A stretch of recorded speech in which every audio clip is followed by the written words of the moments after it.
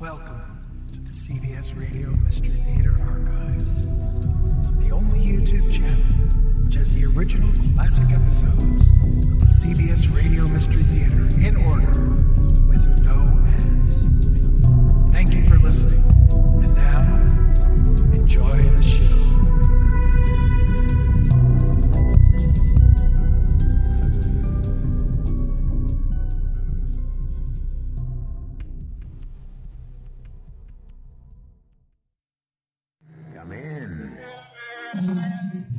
Welcome. I'm E.G. Marshall, verger of this congregation which celebrates the mysterious and the macabre. Chance, as a learned man once said, may very well be the pseudonym of God when he did not wish to sign his name. And then again, chance may very well be what it appears to be, a random accidental event. And it comes down to the old argument. Can our fate be foretold?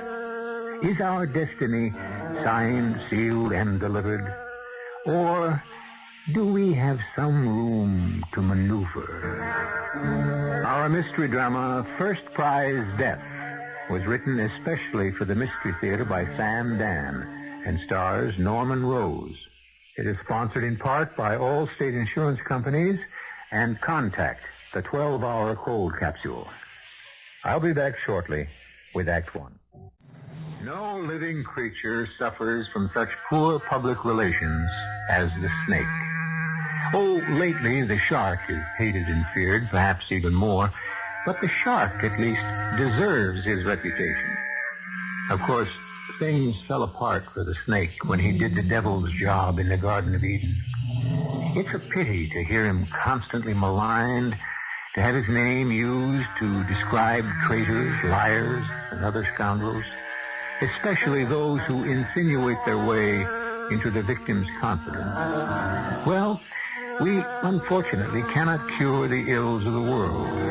We can only point out those which apply to our story. The snake of discontent has already begun to gnaw at the vitals of John Harrison Desmond, although John is about to deny it stoutly. Good morning, Eloise. Good morning. It's a lovely morning. Mm-hmm. Breakfast. What shall I have for breakfast? You may have anything you like. Mm-hmm. What has Millicent prepared? Nothing. She awaits your pleasure. She awaits my pleasure. This almost sounds as if I'm a feudal lord about to exercise my droit de seigneur. How about ham and eggs? You know what that means, don't you, Eloise? Oh, bacon? The lord of the castle had free reign as far as all the women who lived on his estate were concerned. Oh, pancakes. I suppose a captain of industry today, who is, you might say, the equivalent in power to a feudal lord, could actually demand and, for the most part, receive... John, I just don't know how you can be so cheerful this morning. Tell me, if you will, how this morning differs from all other mornings. Sure. Breakfast. Why don't I have a slice of ham, a rasher of bacon, and a single sausage, and one egg poached? There. Oh, John. Shall you communicate this intelligence to Millicent, or shall I? Oh, John, it's a shame. It's a crime. It's unfair. It's wrong. Darling, is something the matter? Oh, John, how could they give the prize, the Parkhurst Award? Oh, is that what's bothering you? Well, it has to bother somebody. Elwood Downard is such a nincompoop. Elwood Downard is an excellent sociologist. Oh, John, next to you, the man's an illiterate. Now, darling, you must listen. Please, none of your self-sacrificing nobility. Happy is that man who, being content with his work, his wife... Oh, no, please, no more of that dime store philosophy. The next thing you'll be doing, you'll be reciting, "Let me live in a house by the side of the road and be a friend to man." I think that's an excellent attitude. I give up. You are the victim of the most flagrant political maneuvering. You know, I may also have pancakes. Well, everybody knows it. It's rather more calories than I'd originally decided to invest in breakfast, but, I can skip lunch. And I give up. All right, let me just say this. Elwood Downard is a man of substance and stature. He's not in your class. That's not true. He was in my class. Oh, John, I was really? teaching at the university. And since he was my pupil, his receiving the award is a compliment to me. You taught him everything he knows. You know, this is a silly and fruitless argument. Oh, you're too good-natured. Would you rather I was ill-natured? I give up. This time I hope you mean it. And furthermore, Oh. what's the use? Yeah. Now, have you finally subsided? Good. Darling, I know my worth. I know my value. But- No, you must listen to me. But I know what you're going to say. Fine. And there's no need for me to say it. You're going to say, I don't care for the opinions or the Well, ideas. if we both know what I'm going to say, It is enough for me that I do my work. History shall assign me my place. Yes, that's about what I was going to say. But by the time history gets around to you, you'll be dead. Well, then it won't matter very much, will it? The Parkhurst Award, it's even more prestigious than the Nobel Prize. Yes, and I never won that one either, did I? John, you have to get in there and fight. Darling, I am not a pugilist. I give up. Please do, even if it's just for a little while.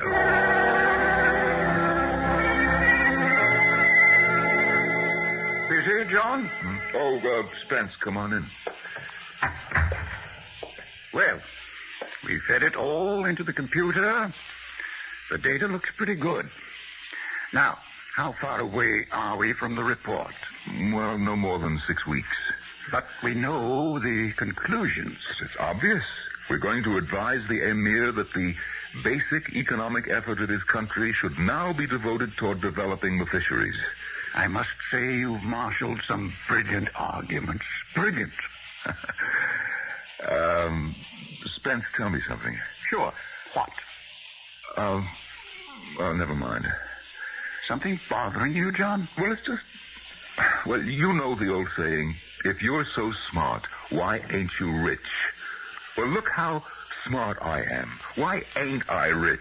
Our Sociological Advisory Institute isn't doing all that badly. No, that's not the kind of rich I mean. I don't follow you. Rich. Rich in honors. Oh. Yes. Oh.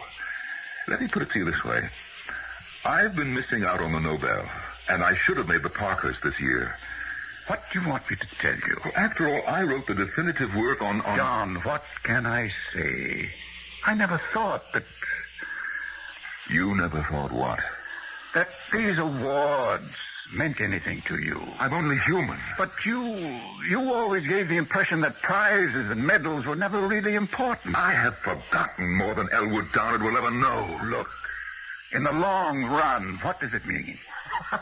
You can take that magnanimous attitude, Spence. After all, you have got a Parkhurst. I'm also 10 years older than you, John, so you've got plenty of time. No. I've been pigeonholed. I've been passed over too many times. It's the younger men who'll be considered from now on. John, what does it matter? What does it matter? 50 years from now, 10 years from now, next week, will it make any difference? I am the top in my field. Nobody who really knows would dispute that. Then why have I been constantly overlooked? It simply isn't fair. No one ever said the world or life itself is fair. And there are times when virtue must be content to be its own reward. Oh, thank you. You're a great help. I never would have dreamed you felt this way. Well, now you know. Tell me something. You're saying all this in confidence, I assume. You still want to maintain your public image as a modest, self-effacing... Spencer, I have had it up to here. I have to let off steam in front of somebody or I'll blow my top. That's what wives are for. Oh, not mine. But I thought you and Eloise... If I ever spoke this way in front of Eloise, do you know what she would say? She'd say, I told you so. And then do you know what I'd do? I would strangle her with my own 2 hands. Well, you've got it bad. What are you supposed to do in this world? How do you get recognition? But, John, you've got recognition. Oh, you know the kind I mean. I don't know. I wish I could tell you, but I just don't know. Spencer, I want that Parkhurst Award. To me, it would be the culmination of my life's work. You scare me, John. You sound as if you'd be willing to sell your soul for it. I would. The problem is, The problem is I don't know who would want to buy it. They say the devil deals in that commodity. If there is such a thing as the devil and he, she, or it is listening, I am willing to make a deal, my soul, for the Parkhurst. What's supposed to happen now? A puff of smoke and a cloud of sulfur and a sudden materializing of Lucifer himself? Yes, but obviously no such thing exists. John, don't let this thing get to you. Spence, it has gotten to me. I can't help it.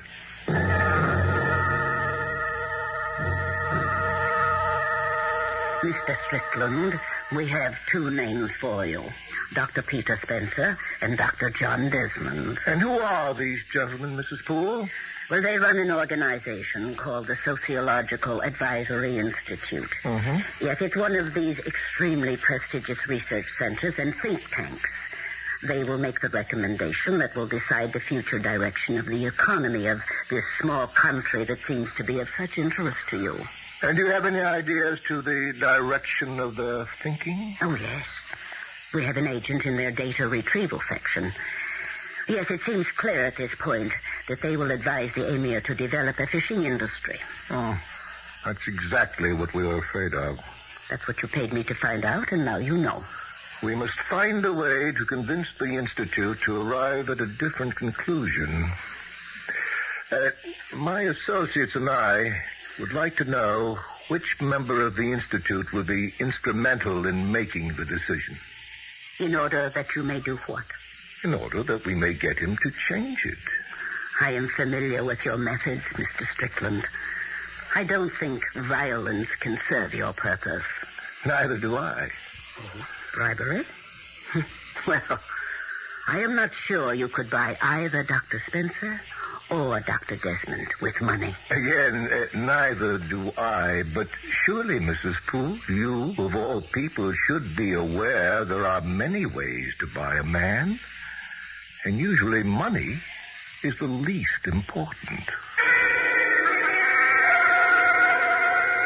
What are you talking about? John, be reasonable. I hate his guts. That's not your image. I hate my image. It's the one you've had all your life. It's too late to change now. I refuse to go to a party that will honor Edward Downard. You'll not only go, you'll give it. You'll be the host. Oh, that'll be the day. The day. The day will be a week from next Wednesday. If you think that He's your old student, and you're happy for him, and so you're holding this reception. No, never. Then count on this. You'll never get the Parkhurst.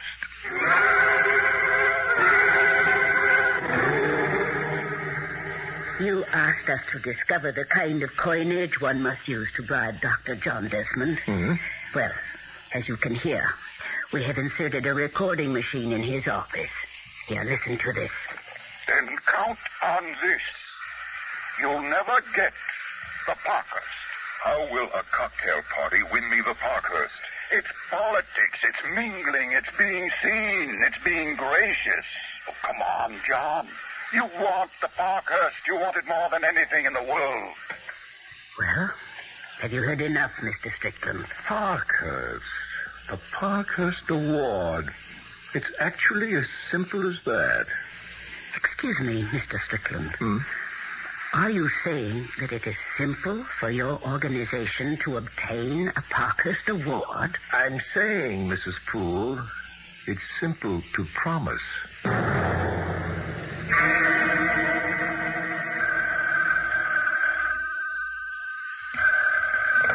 Yes. Who? Well, does he have an appointment? No, I can't see anyone today. Besides, what is there that I could do for him? He says he was advised to call on me by Dr. Elwood Downard. Well, I suppose so. Send him in. Now, why would Downard send anyone to see me? Dr. Desmond? Yes, come in, please. Thank you. Have a chair. Now, sir, your name is Everett Strickland? Correct. What may I do for you? For starters, Do not advise the Emir of Rashal to develop a fishing industry. What? Oh, now, see here. I believe in getting to the heart of the matter. And Elwood Downard sent you to me? No, I don't know the gentleman. I used the name because I knew you would have to grant me an interview. The interview is over. Of course. Only one thing remains to be said, and then we may adjourn, so that you will be able to meditate. Get out before I throw you out. We could have led up to this gradually over days or weeks or even months, but I believe in placing all the cards on the table immediately. If you care to go along, we're prepared to pay you handsomely. Now, you listen to me. I don't know who you are or what your game is, but if you think you can bribe me to betray a client... I don't think I can bribe you. I know I can. There isn't enough money in the world. I wouldn't give you a single penny.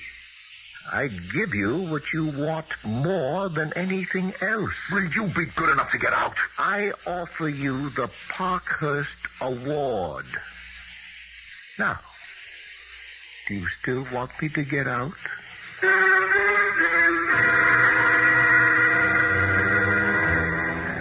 A man of few words, this Mr. Everett Strickland, but every one carefully chosen, like a precious stone. And further, like a precious stone, each is highly polished. I offer you the Parkhurst Award. 6 words that shine like 6 gems. And does Dr. Desmond buy? You should know by now that you don't find out things like that until we arrive at the second act. And what are the basic motivating forces in human beings? One great authority says sex. Another says hunger. A third says territory. Well, from all this, we are assured of one thing. There are different forces for different folks. At this time and in this place, what motivates John Desmond is what Shakespeare would call the bauble reputation. Mr. Strickland, I don't know what your game is. I'm willing to give in order to get. Why should you be concerned with our dealings with the Emirate of Rashal? I represent a group that has worldwide interests, Dr. Desmond. What we are talking about is completely out of the question. Why? I have my reputation to consider. Your reputation is very much the subject of this discussion. It would certainly be enhanced by a Parkhurst Award. I have heard enough, more than enough. That's absolutely true. You have heard enough for one day. Now you must sleep on it. Mr. Strickland, if you do not leave my office immediately, I shall have one of our security people toss you out. Oh, that won't be necessary. I'm going. You need time now.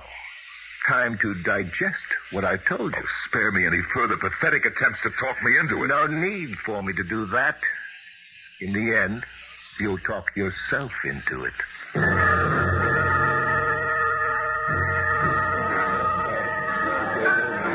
This party should have been for you, John.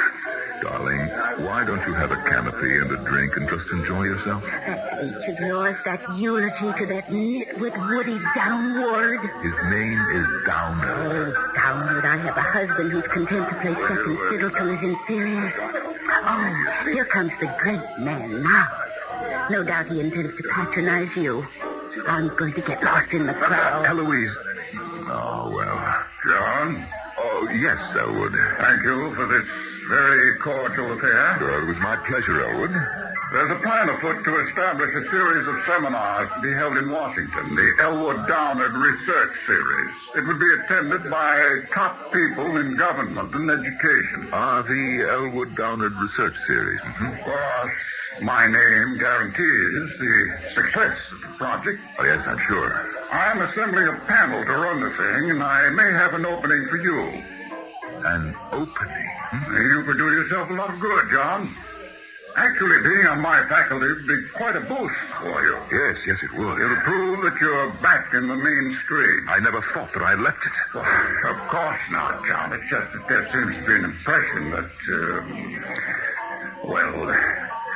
will you think about it? Thank you, Elwood. Yes, I'll think about it.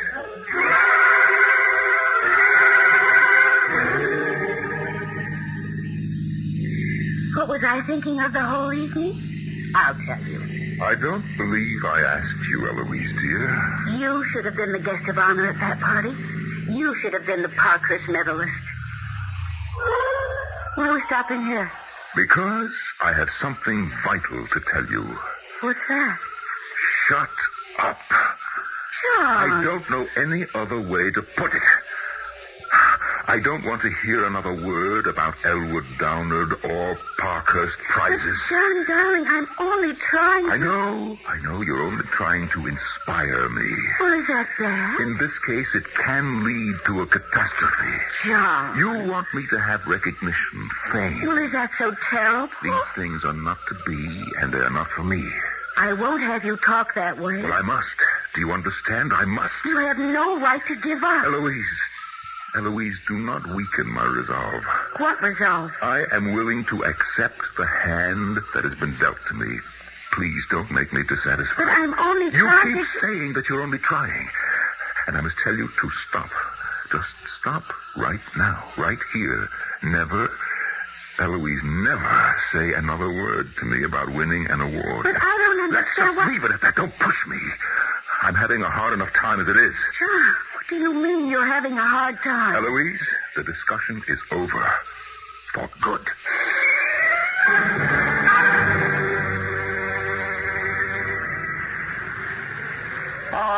Good morning, Dr. Desmond. What are you doing here? Well, this is a public bar. If you'll excuse me. I thought we might walk a little ways together, Dr. Desmond. There is nothing that you and I can do together, Mr. Strickland. So, you're thinking it over. Thinking what over? My little proposition. That's why you've come out here, to commune with nature, to get away from it all, to clarify your thoughts. Mm-hmm. Tell me, why do you wish to change our recommendation? Because it makes a great deal of sense. Well, in that case, I would think that the government... You see, we want the present government to fall. Why? So that friends of ours might take power. Who are these friends? Is that important?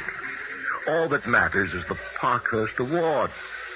And the committee is even now considering next year's medalist. I see. Well, assuming, for the sake of argument... Yes? What is it that I could suggest in all practicality? Why, the practical solution is the obvious one. A program of agriculture. Cultivation of wheat. Well, it may be obvious, but in the long run, it cannot solve the problems of self-sufficiency.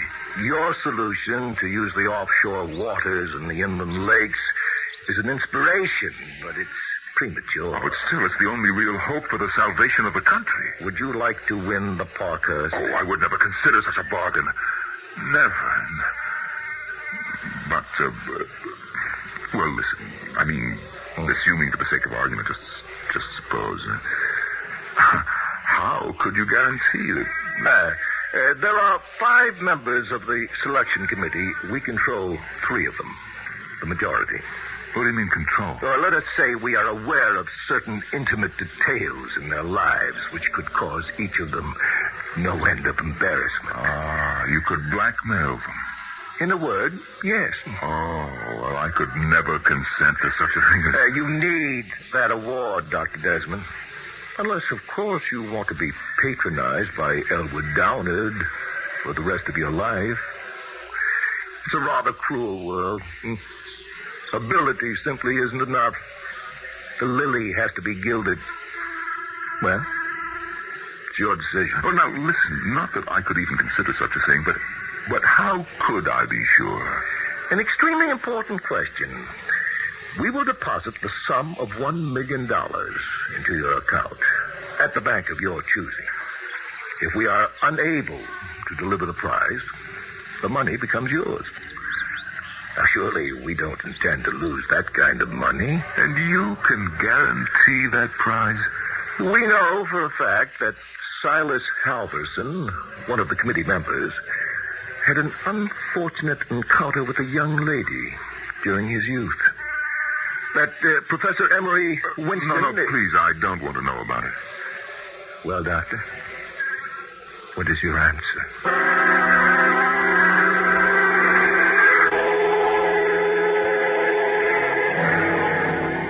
We may be back to ground zero on this project, Spencer, We may have to shift the entire direction of our recommendation. Why? Well, because other factors have suddenly... Well, I don't believe that we can... What are you trying to tell me? You know, we better go the agriculture route. It's a safer recommendation. We weren't engaged to look for safety, but for a viable economic system. We have no assurance that we can successfully stock those waters with fish. But fisheries not only solves the employment problem, it also assures the people of a protein diet. Yes, such a program cannot be implemented for many years. Why? Well, because there's a worldwide pollution problem. Until an international effort is made to clean up the seas... But agriculture... John, so much of their land is desert. Yes. Well, we'll propose an irrigation system. I'll have the top agricultural authority set to devise... No. What do you mean, no? This is exactly where we were a year ago. You were the one who came up with a plan that completely demolished the entire agricultural concept. I have had a chance to allow it to simmer. It's the real way to go. Let agriculture develop slowly, but let the major expenditure of money go toward the creation of a fishing industry. It won't work. You're serious? Of course. Okay. Now tell me the truth. What's behind this change of heart? A reevaluation of all the pertinent data. My foot. Who got to you, John? Oh, look, I'm afraid I don't know what you're talking about. And I'm afraid you do. I won't even dignify that accusation with an answer. I'm aware of the political cross-currents in that country. I am completely above the political implications. The oil is disappearing. The Emir has to invest in a new kind of economy. There are those who insist on agriculture. And they happen to be right. That's not true, and you know it. Now, why would I be influenced by anything other than my professional judgment? I don't know. You tell me. Spence, I thought it over, and I honestly believe Do you? Well, I prefer your original solution, your daring, innovative solution. But it's And as the senior partner here, I have final say. Even if I'm convinced... John, we owe our client the truth.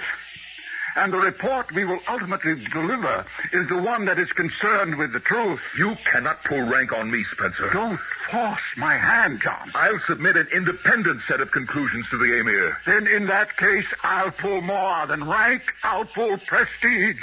I'll flaunt my Parkhurst Award. You don't have one, remember?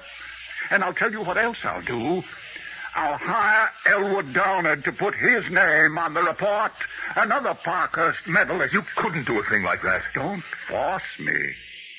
And, of course, Downard will get all the credit for the fisheries idea.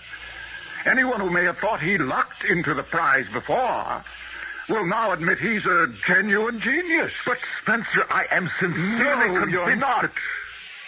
Somebody got to you. Who and how, I don't want to know. But I'll save you in spite of yourself.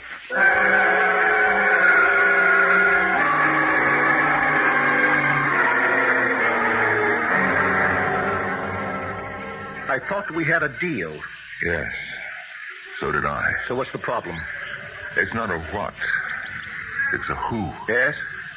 Tell me about him. My associate. Yes? Well, he won't change the report. Why not? He likes the original concept better. Well, can't you convince him? No. You're sure? Dr. Spencer is a very stubborn man. When he makes up his mind, nothing can change it. So, I'm afraid our deal is off. Oh, never say die. You never tell what can happen tomorrow. Where Dr. Spencer's concerned, I can. I think I'd like to have a little talk with him. Oh, no. You don't know Dr. Spencer. And you don't know how I talk.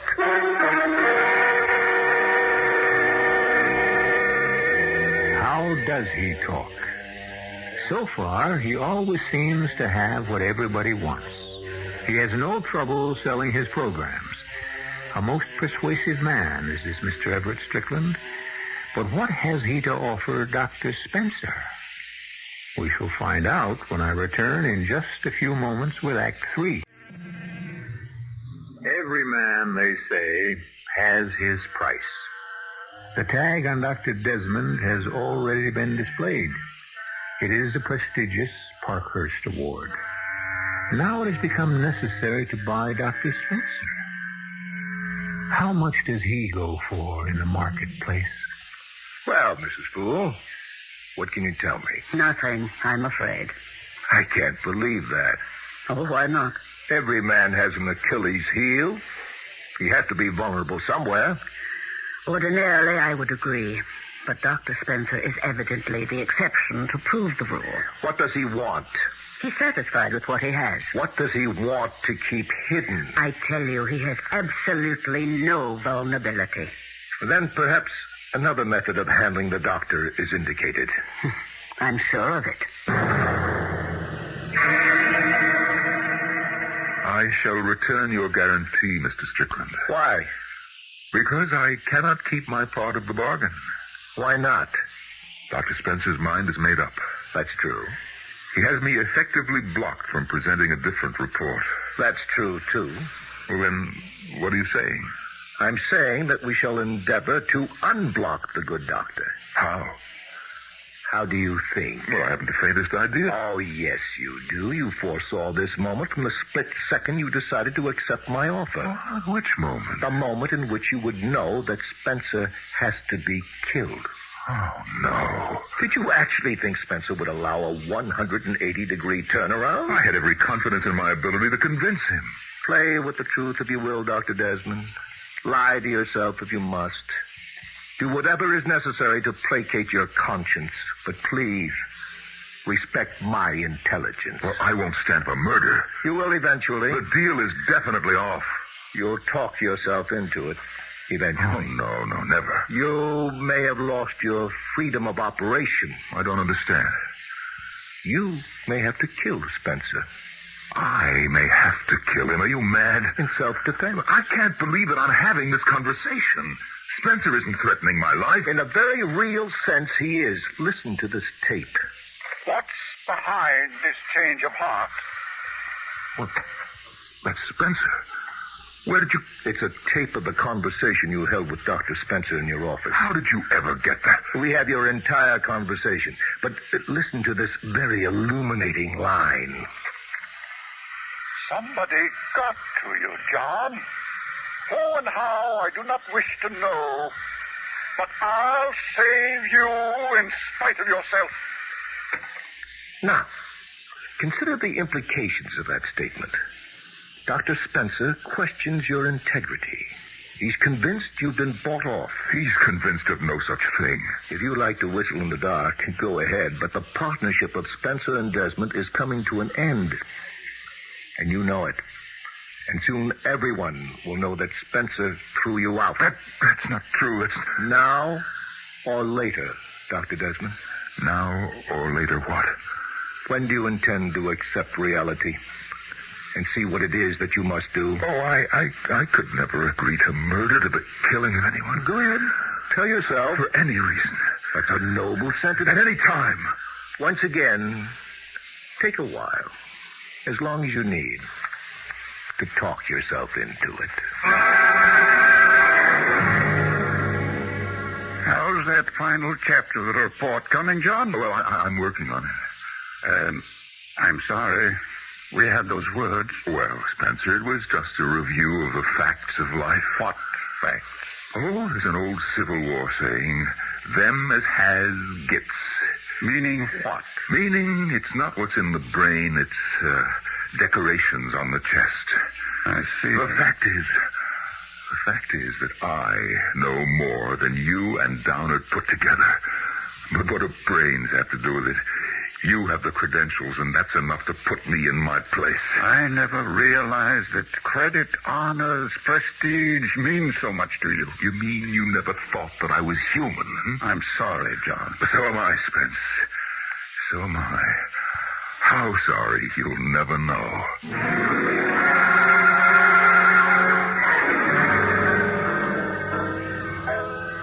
Well, Dr. Desmond? Mr. Strickland, Yes. Well, you see, I've decided to go ahead. See how simple it is. The first decision is always the toughest. After that, everything just falls into place. Oh, yes. I mean, I suppose if you want to get anywhere, you've got to bite and claw and kick. Well, there's absolutely no doubt about it. And Spence is an old man anyway. So he goes a few years earlier. And this way, his departure can do you some real good. His departure? We've been studying Dr. Spencer's habits. He likes to spend his weekends in his cabin up in the mountains. The cabin? Yes. He likes to detach himself from the world and meditate and just be his own man for a few days. Oh, but why do I tell you these things? Well, what are you going to do? Well, nothing involved, nothing complicated. Our amateurs attempt highly complex plans which then fall apart from their own weight. But, I mean, what are you going to do? A freelance agent will be dispatched to the location. He will shoot Spencer. Oh, well, that's quite all right. Be shocked, be horrified, show all the human reactions. It's expected of you. Yes, but The place is miles from any human habitation. A good doctor requires solitude. And so a prowler robbed him and killed him. But that's an eminently logical event. The police will accept it without question. And then control of the Institute passes into your hands, and we have no more problems. Mr. Strickland, how will this operative be sure that it's Spencer? He'll be sent to the cabin with orders to shoot the occupant. Has there ever been another occupant? Oh, no. And the event is scheduled for Saturday evening at 7, immediately before twilight. Oh, no, listen, I'm... Yes. Nothing.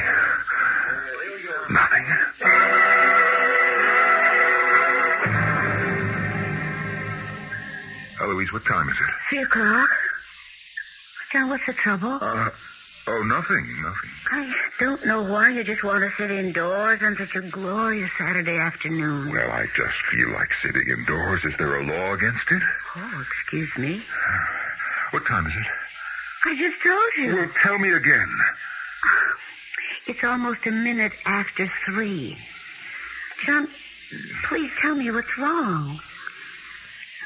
Darling, something is wrong. No, it'll wear off after a while. What will? Oh, forget it.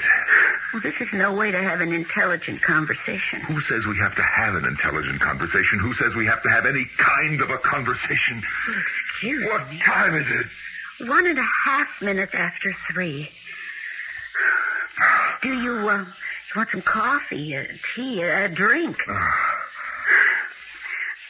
John, I'm afraid I'll have to break a confidence. Eloise, I don't feel like a conversation just now. And I'm going to do it because I know what's eating away at you. You do? Yes. The lack of recognition. Oh, please, I just don't have the heart. And I'm going to tell you something. But look, honey, next Saturday you must pretend to be surprised. They'll be here. And it'll be a kind of a testimonial. Eloise, I don't feel like... Spencer and Elwood Downard. Elwood Downard here? Why? Your friends all got together. They felt the rest of the world should know what was no secret among your colleagues, that you are really the trailblazer, the pathfinder. What are you talking about? So, releases have already been prepared for the press, and everybody will recount how much he owes you. In other words, to put it this way, they will all admit you are Big Daddy. Oh, I don't believe and that. For some reason, you've been overlooked. And that bothers people like Downard and Dr. Spencer, and they want to set the record straight. That's what next Saturday night's affair is going to be all about. That isn't so. You know how Elwood patronized me at the dinner we gave for him. Well, he called me later. He apologized. He said he didn't realize it could be interpreted that way. All he wanted to do was help call attention to Good it. Lord. Oh, good Lord. What time is it? What's now 5 after 3. Spencer, did he leave for the cabin yet? John, I don't understand. What are you doing? Who are you calling? He has got to be home. He just has got to be home. Oh, Spencer. Spencer, answer it, Spence. Please be home. John. Answer it. John, you're not well. I know it. He isn't home. Of course he isn't home. You know perfectly well he's never home on Saturday afternoon. I have to talk to him. We'll call him in the country. How can I call him in the country? He has no telephone. John, if you spill the beans about next Saturday night, I'll never forgive you as long as I live. Now, listen, I'll have to go up there. I'll just have to go up there. Where? It's the only thing that I can do now. I can't do anything else. John, where are you going? John!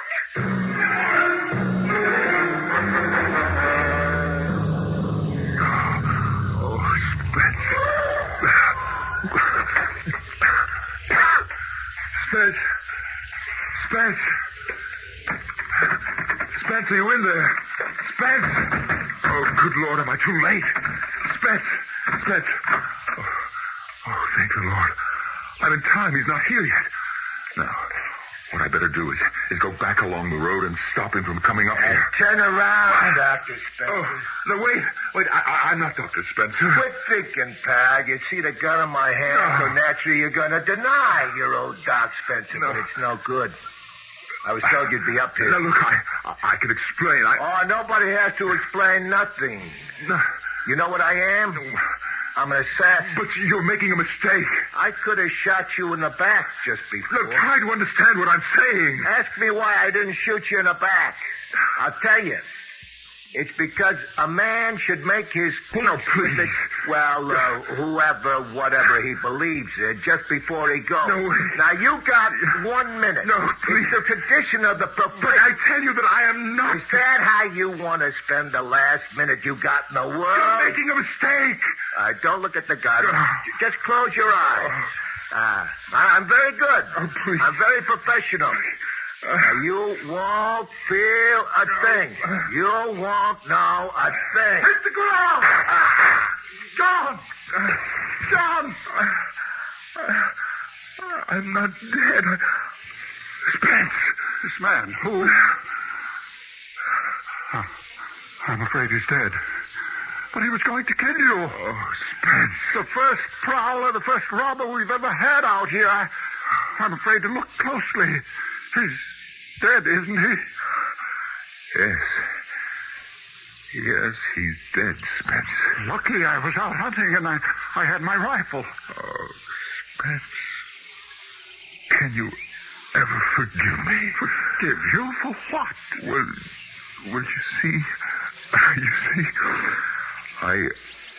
I had a moment, a very bad moment, but it will never happen to me again. No, never again.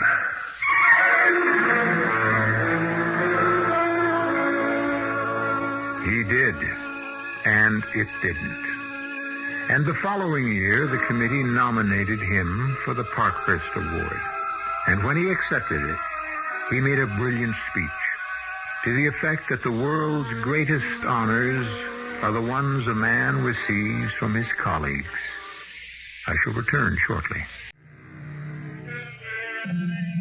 It's a thin veneer, this coating we have of civilization. And sometimes it can be rubbed off quite suddenly. We want something very badly. And before we know it, one thing will lead to another, and there we are, thinking the unthinkable and performing the impossible. Well, those are two good words to describe our doings here 7 times each week.